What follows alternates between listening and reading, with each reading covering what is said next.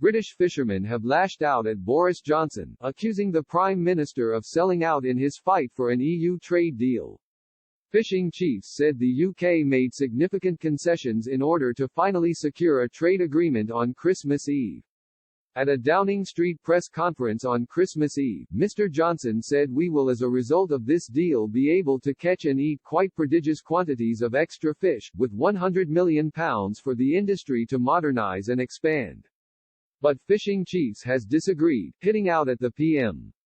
Barry Dees, chief executive of the National Federation of Fishermen's Organisations, said, in the end it was clear that Boris Johnson wanted an overall trade deal and was willing to sacrifice fishing. The broad feeling is that the UK has made significant concessions on fish in order to secure a trade deal.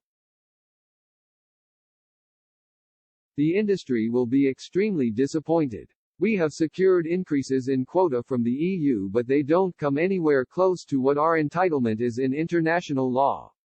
There will be frustration and anger across the industry. Others also hit out at the PM. Jim Portis of the South West Fish Producers Organization said Mr. Johnson's claims were fairly sketchy and short on detail. He said, "They are trying to make a silk purse out of a sow's ear. I also suspect the EU will end up being happier than the UK will." And Elspeth MacDonald, chief executive of the Scottish Fishermen's Federation, said, the principles that the government said it supported, control over access, quota shares based on zonal attachment, annual negotiations, do not appear to be central to the agreement. After all the promises given to the industry, that is hugely disappointing. MPs and peers will be called back to Westminster on December 30 to vote on the deal, but MEPs are not expected to approve it until the new year, meaning it will have to apply provisionally until they give it the green light.